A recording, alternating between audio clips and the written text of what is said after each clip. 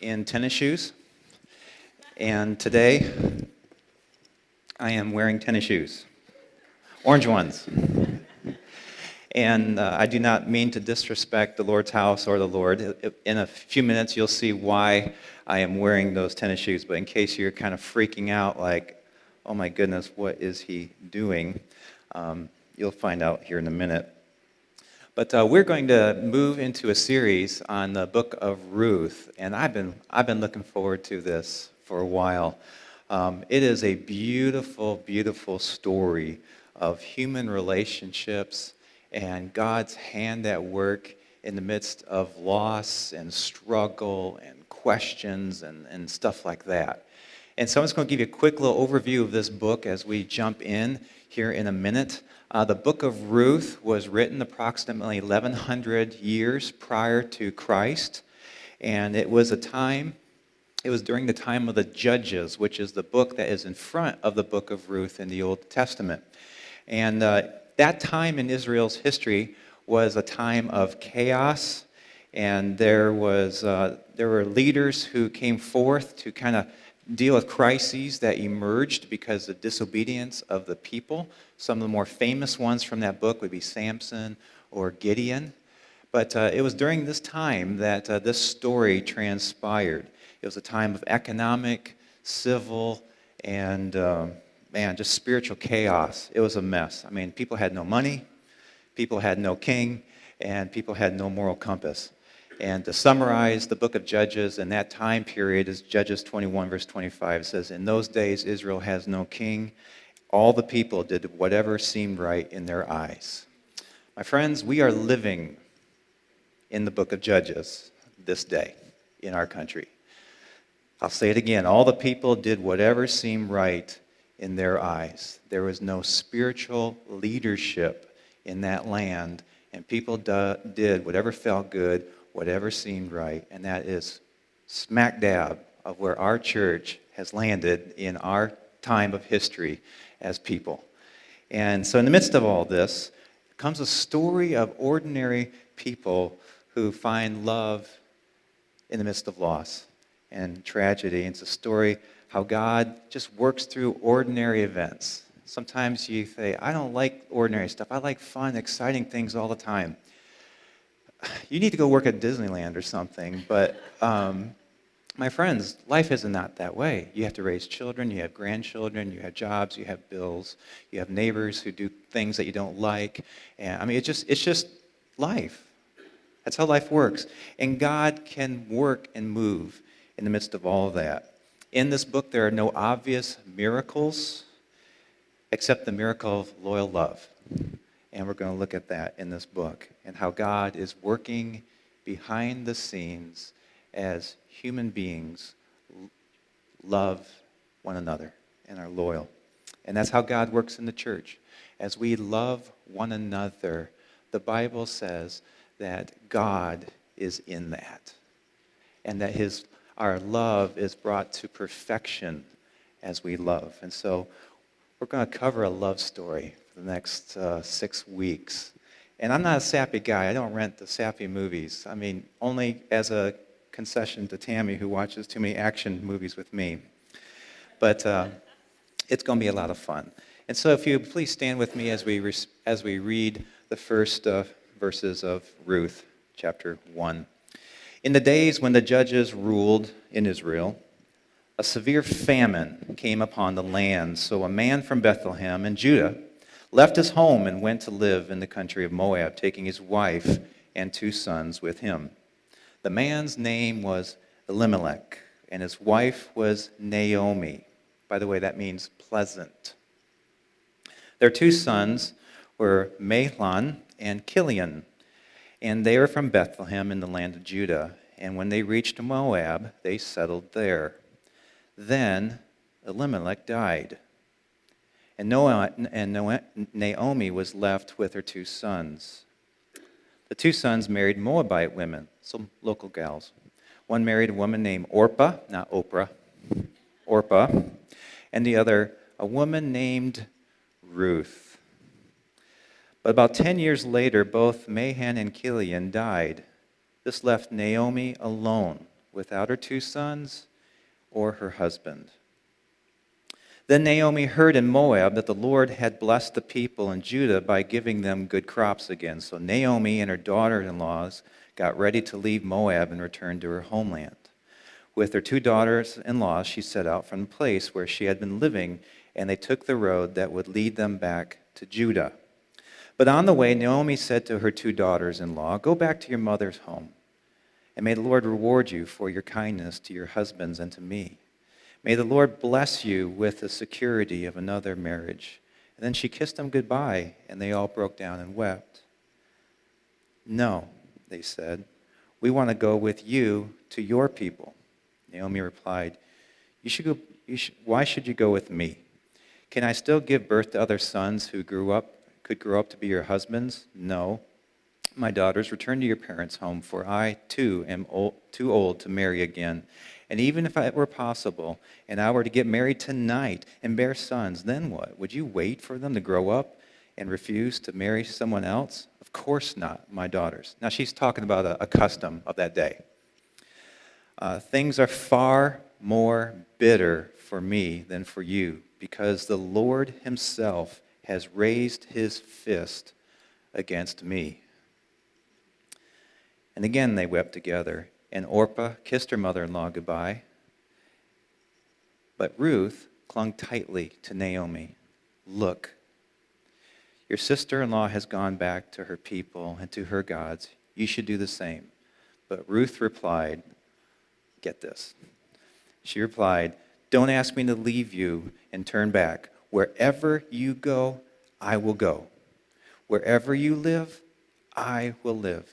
Your people will be my people. Your God will be my God. Wherever you die, I'll die. And there I will be buried. May the Lord punish me severely if I allow anything but death to separate us." Wow. When Naomi saw that Ruth was determined, I'd say, determined to go with her, she said nothing more. I bet you she smiled on the inside too. And so the 2 of them continued on their journey. When they came to Bethlehem, and the entire town was excited by their arrival. "Is it really Naomi?" they asked. "Don't call me Naomi," she responded. "Instead, call me bitter," or Mara. "For the Almighty has made life very bitter for me. I went away full, but the Lord has brought me home empty. Why call me Naomi when the Lord has caused me to suffer? And the Almighty has sent such tragedy upon me." So Naomi returned from Moab, accompanied by her daughter-in-law Ruth, the young Moabite woman.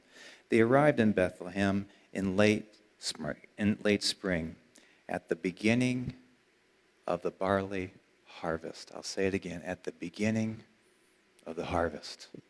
You may be seated. This is God's word. Well, let me just work through the story and draw some observations for us. So we got the first couple verses. The story opens up with a guy named Elimelech, right? And he takes his wife, Naomi, and their 2 boys to Moab because there's an economic hardship. There's a famine. And this was supposed to be a temporary move. Ever seen that happen before? Like, okay, job loss or some kind of something happens, and this is just like a temporary thing that ends up being longer than planned. That's kind of what happened to them. And so when they left, Naomi, whose name means pleasant, she left with her husband and with the boys. Probably her disposition was, all right, money's tight, but I got my family. I got my husband, I got my boys. So verse 3, it says that Elimelech dies, and she's left with her 2 sons. Okay, didn't plan on that. I'm sure she's sad, but like widows do, she probably threw her energy into her children to kind of help with the grieving. Then, the next 2 verses after that, it says that the sons, after marrying local gals, Orpah and Ruth, no kids, translation, no grandkids. Some of you grandparents, you get that. Grandkids, no kids, grandkids. Within 10 years, these guys are dead. They're gone. Naomi has suffered a profound loss. In 5 short verses, this woman has lost everything. She leaned on her husband. She leaned on her boys. Everything is gone. She's alone. Some of you understand what it means to experience a profound loss. I think this is a story that many people can relate with. I think maybe you can too. Some of you have literally lost children. And you know what that feels like to lose a child. Some of you've lost a spouse. And you know what it's like to try to figure out what it means to try to adjust to the loss of a spouse. I'm wearing tennis shoes this morning because I went to a wedding this weekend for probably one of my best friends, and we've been friends for years and years and years. And this is a tribute to him because he experienced a profound loss about 4 years ago. And he was completely blindsided by something in his marriage. I mean, just had no clue it was there. And as a result, great tragedy and brokenness entered his life by the end of his marriage. And it was horrible. And I was there with him, and it was a terrible, terrible time. And he was a good man, and he still is a good man, and he loved the Lord. And he did everything that Jesus commanded to try to salvage something that he did not have an impact. I mean, he didn't facilitate this at all. Yet his marriage came to a shattering loss, a great profound loss. And so for about 2 years, we went through that together. And then God began to work in his heart, and God brought somebody into his life who really, really loves Jesus. And he went to the elders of his church, the pastors, to seek counsel and guidance and all that sort of thing. Obviously, he talked to me, and we just prayed, and it looked like it wasn't going to work out. And it was kind of like, oh. Inside, I was like, I was pulling for him. I was like, come on, Mark, come on. And then it kind of dipped, and it kind of seemed to end, and I'm like, oh, well, that's too bad. And then, like 2 months later, it perked up again, and he was back in play. And they dated each other, and they honored the Lord in their courtship, and they ended up getting married. Well, they wore suits. By the way, he had his dad be his best man. I mean, I'm a dad. I'm just like, oh, how awesome would that be? I'm not trying to lay any kind of... I'm sorry, my 15-year-old son's like going, oh, great. He just laid some expectations on me there. But anyways, and they wore tennis shoes with their tux. And I was like, hey, I want to honor my friend, wear some sneakers. Plus, they're a lot more comfortable than my dress shoes. And so, I mean, but some of you know what it's like to lose a marriage.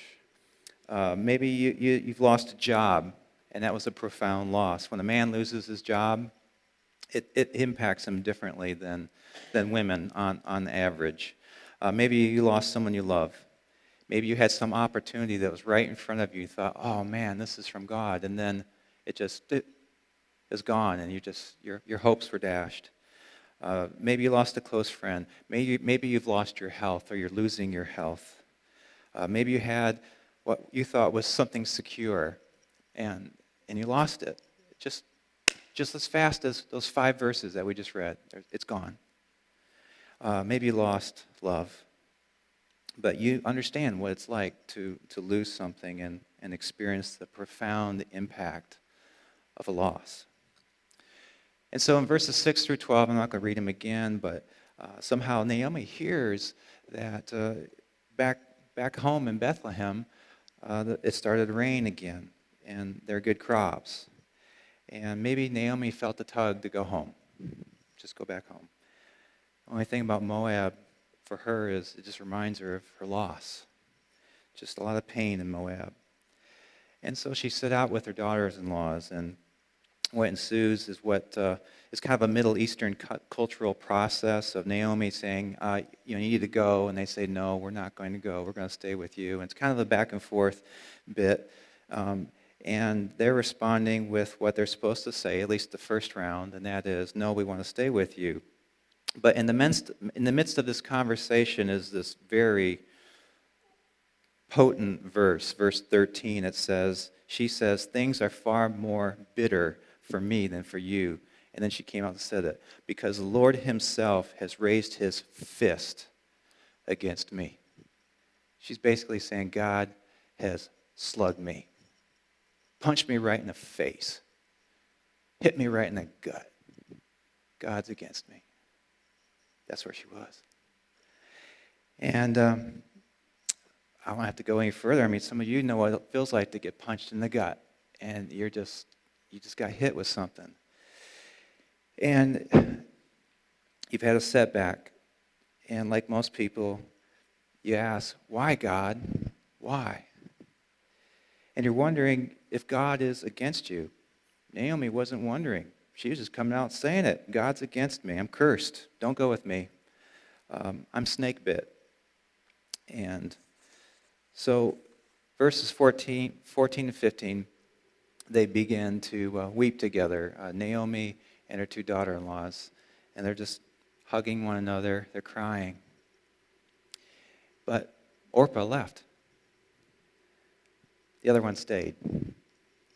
And life can be like that too. I mean, there's just so much human drama in this story. You're saying, what are you talking about? Well, you ever had this happen where someone you thought would stick with you, they didn't, and they split? And they might even cried when they told you goodbye.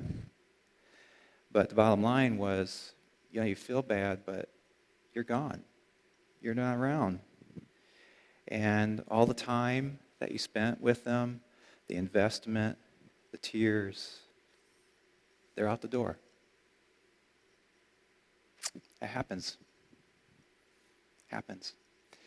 You're a friend of somebody, and they call you up, they're crying, you're listening to them, and you pray for them, and then they're gone. You feel like a barf bag. I don't know how many times I've seen husbands or wives hear from the other spouse, I love you, but I'm divorcing you. And they're crying as they're walking out the door. They split. It's like, well, you're crying, but you're still gone. It happens. You're in ministry, small group leaders, or just ministry. You love people. And then they say, well, I'm gone. They cry. They mean it. They're gone. What do you do? What do you do when someone cries, but they're gone? What do you tell somebody who's experiencing something like that? Well, here's a word of wisdom that was passed on to me. I hope it's helpful for you. Listen, when people can walk away from you, if people can walk away from you, let them walk. If they can walk away from you, let them walk. You say, it sounds kind of harsh. Jesus spoke to a rich young ruler. He said, how can I find eternal life? Jesus knew what his heart problem was. It was his love of money. Money was security to him. And so he said, sell your security. Sell your securities and follow me. And he wept because he loved money. And he walked off. He cried and he left Jesus. And Jesus let him walk. Jesus tells a story about a father whose son came to him and said, I wish you were dead, but you're not dead, so I want half of your estate. The father gave him the estate, half the estate. He walked off. He let him walk off. He also welcomed him back with open arms. And when someone leaves you, Let them go. See, here's the deal. No person can change God's destiny and God's purposes for your life. And God is working in your life, and he has purposes, and they're not tied to a person who left. That person was a part of your story, and your story is part of God's greater story if you allow it. But if they have left, wish them well. Thank them. Honor them. But let them go. And if they come back, welcome them with open arms and love them and enjoy them. But running around trying to chase someone who leaves you, it's not wise. Let them walk. So there we are. One person left. Yet here's this woman named Ruth. And she's standing there. And she looks her right in the eye and says these incredible words. Man, these are worth memorizing. Can you put verses 16 and 17 there on the screen? She says, "Don't ask me to leave you or turn back. Wherever you go, I'm going to go. Wherever you live, I'll live there with you. Your people will be my people. They're not my people right now, but they'll be my people. Your God, okay, he seems to hate you, and he's cursed you. Okay, I guess he'll be my God too, because I want to be with you. And he's your God, so he'll be my God too. Wherever you die, that's where I'm going to die. I'm going to be with you alive. I will be with you dead. I will come to your grave. I will put flowers on your grave. I will shed tears over your grave. You can be dead, long gone. I will be there with you, even when you are dead. In fact, I'll be buried in the plot next to you." That's what she said. I will be buried with you. And may God punish me so severely if I allow anything but death to separate us. Wow. Wouldn't it be awesome if she meant that? She did. See, we're so cynical because we live in a culture where they're singing songs that say things like this. They're declaring stuff like that. Talk's cheap. We got 3.5 chapters of this woman backing up what she said with a life and a love of loyalty. Powerful. At the core of Ruth's love was a loyalty to Naomi. Because here's the deal. I can give you money, and it's a little piece of me. And I'm cheap. So when I give money, it is a piece of me. But when I give you my life, you have all of me.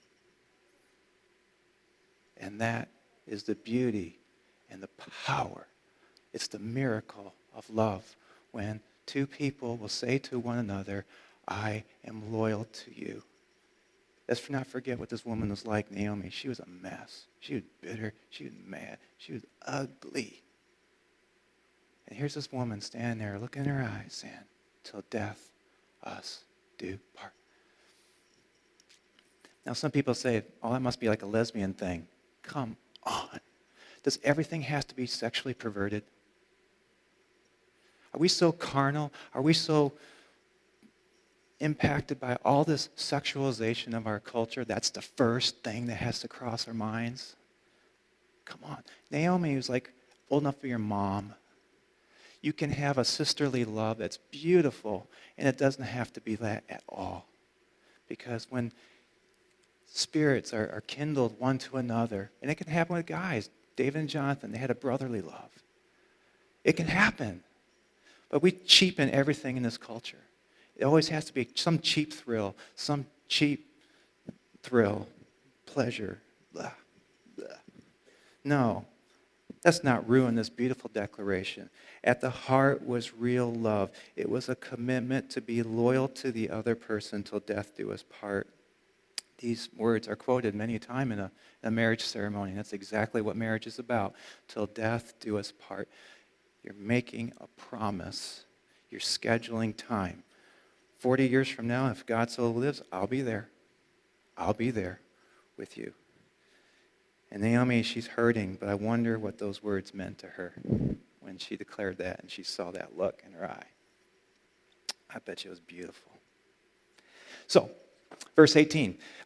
Naomi saw Ruth's determination, so I'm like, okay, I guess I'm not changing your mind. Let's go. Let's take 69 north or wherever they went, and 70 east or west. Well, let's see, they're east of, so they would have taken it west. And, sorry. I do that sometimes. Just if I go too long, just walk up here and slap me. And I'll come back. All right, so they're heading back to Naomi's home, Bethlehem, little town, little village south of Jerusalem. So verse 19, Naomi's arrival creates quite a stir. Anybody grew up in like a really small town where everybody knew what everyone had for breakfast? Yeah, there you go. That's what was going on. So like, hey, Naomi's here. And so that was the talk of the town. And it's interesting. It says, is that really Naomi? Now, that could be taken two ways. One way is, you ever meet someone like you haven't seen for a long time? Like at this wedding, I saw people I hadn't seen 15 or 20 years, and I'm like, oh, wow, is that really you? You could say it that way. Or, this woman's name was Pleasant. That was like hashtag Pleasant. That was her handle. And they might have saw this woman after everything she went through and might have went like, oh, is that you, Naomi? Maybe she was wearing the marks of the hardship that she went through.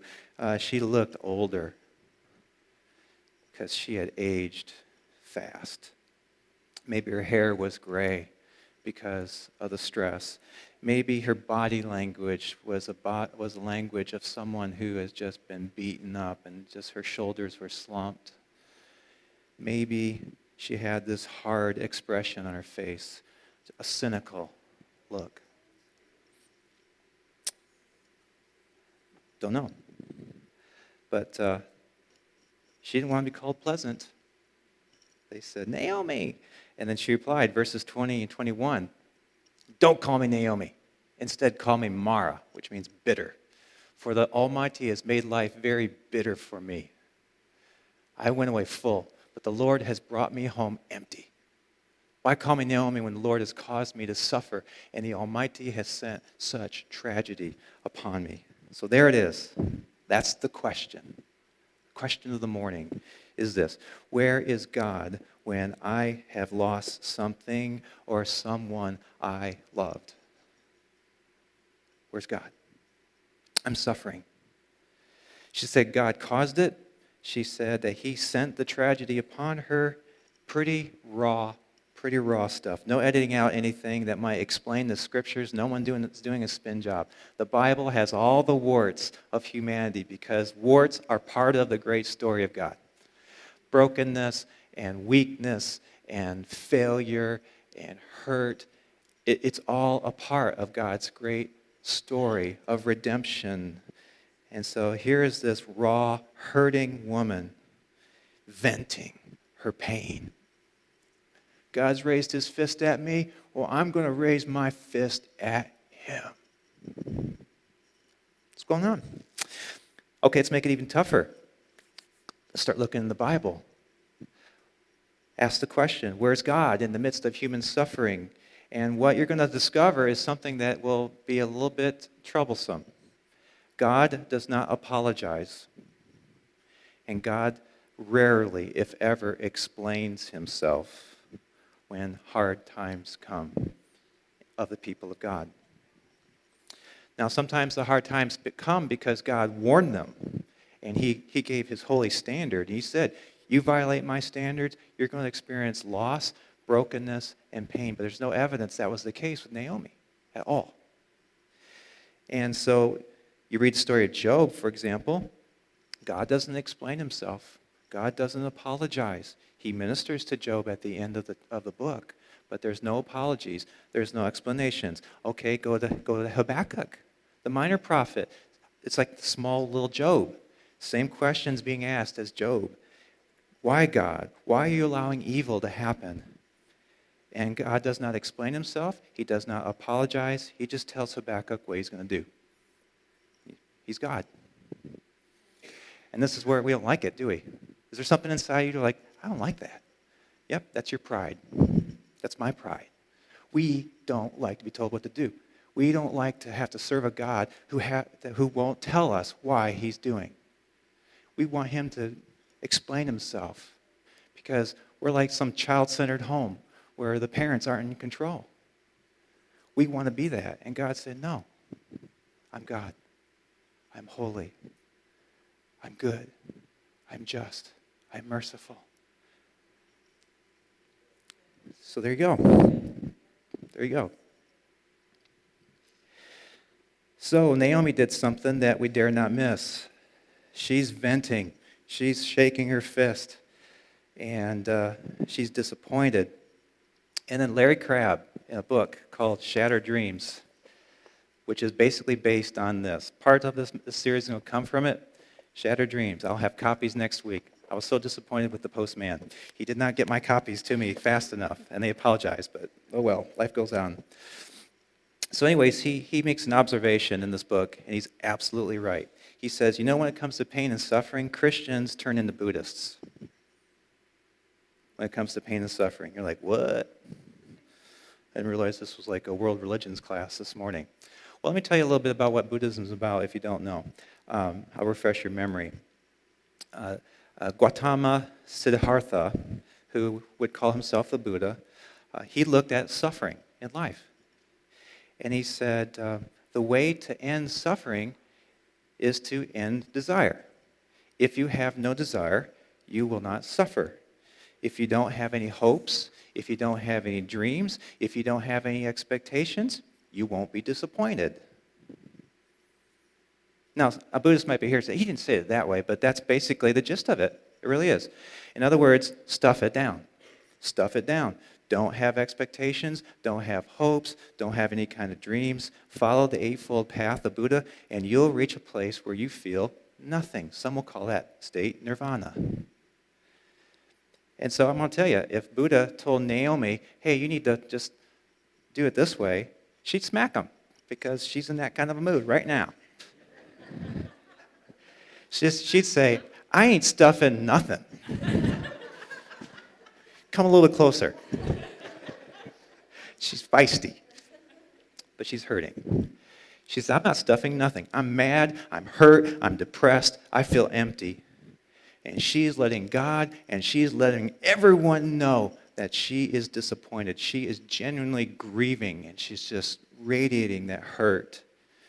But she's being open and she's being honest. No smiley face on her mask. And that must have been pretty awkward for her friends. They all show up, hey, Naomi, how you doing? And then all this comes out. It's like, okay. Awkward. But here's the funny thing. Read the scriptures again. No rebuke. No hint of rebuke from God about this bad attitude. And so the first act of the story ends. Verse 22, it says, Naomi returned from Moab. Notice the Bible didn't call her Mara. It says, listen, your name's Naomi. We're not going to call you Mara. I know you feel like Mara, but we're going to call you Naomi. She was accompanied by a daughter-in-law named Ruth. She says, I'm empty. God emptied me. He took what I love from me. I'm empty. And the very woman who declared her loyalty to her stood next to her while this crowd gathered around is named Ruth, who happens to be, that means filling. Filling. So they arrive in late spring. That's late March, early April. Right now, it's that time. And it says it's the beginning of the barley harvest. And obviously there's a foreshadowing that's going on in this story. It's the first phrase of hope in this very tough chapter. Naomi, she's stewing in her juices. She doesn't see it, but God's plans are beginning to unfold. And as we'll see in the upcoming weeks, a harvest is coming. So where does that leave you and I? Some of you can relate to Naomi. I mean, you wouldn't do it in front of me because I'm a pastor, but you're like shaking your fist at God. You're mad about something. And You can relate to that. It's early spring, but it's been a dark winter for you. You're disappointed. You're dealing with loss. What do you do when you feel this way? What do you tell someone who's asking, where is God? Where is God in my loss? Well, Naomi, she didn't deaden herself. She felt her pains. She felt her pain that made her truly ugly. It exposed her to possible criticism from her community. But in a strange way, Naomi in this story is more alive than some of you might be here today. You're trying to numb yourself. And so you numb yourself by staying busy. You might numb yourself with alcohol. You might numb yourself with drugs or meds or something like that. It's what happens. Because pain hurts. And if you're like me, I hate pain. But that's not what God says. God says in Psalm 62, verse 8, and other places I might add, "Oh, my people, trust. Trust in me. Trust in him at all times. Pour out your heart to him." Some of you are really good at pouring out your heart to your friends, and it's nice to have friends like that, but ultimately God says, pour out your heart to me. You're talking about me. I'm in the room. Let's start it. Let's have the conversation. Get it out. Let's put it on the table. The elephant's been in the room for too long. It's time to start talking about it. I can take it. Let's talk. I may not give you an explanation. I will not apologize, but let's start talking. Because if you don't start talking, God's plans will not move forward like they can. You got to open up. Why? He's our refuge. He is our only source of refuge. A bottle will never provide refuge like God. This is a critical step for you. If not, you'll become like a Buddhist. You'll just start dying on the inside. You'll start numbing yourself. You'll keep tamping it down. You'll be busy. How you doing? Oh, great. No, I'm not. And so, I don't know what's going on in your life, but God invites you to pour out your heart to him. He can take it. He's no stranger to loss. I had someone who loved me, but they walked away from me. I get that every day, the Lord will say. I gave birth to people. I love them. I provide them their daily bread every day. I love them to no end. And they turn their back on me. Even the ones who call me their Lord. And I'm there with them. I do the things that I don't want to do, and I disappoint my God. And he experiences that every day almost. He sent his own son. He watched him suffer on the cross. You talk about Mama Bear kicking in.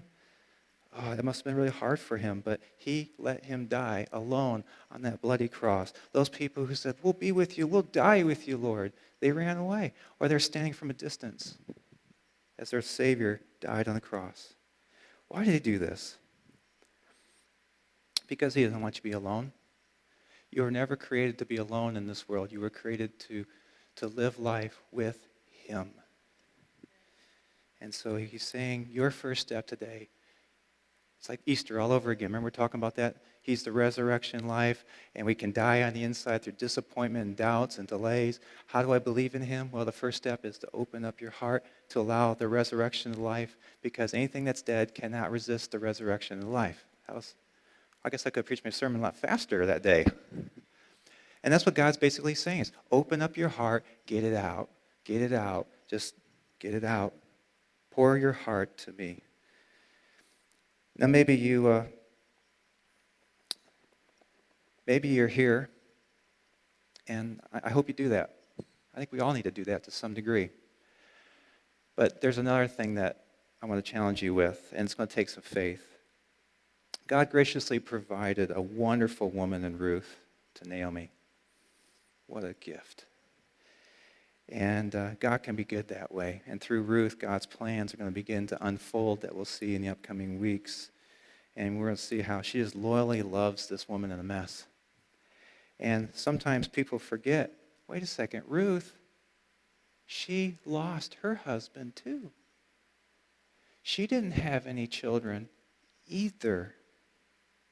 And here she is in her own pain stepping past that own pain and declaring and giving everything she had to this woman who's struggling.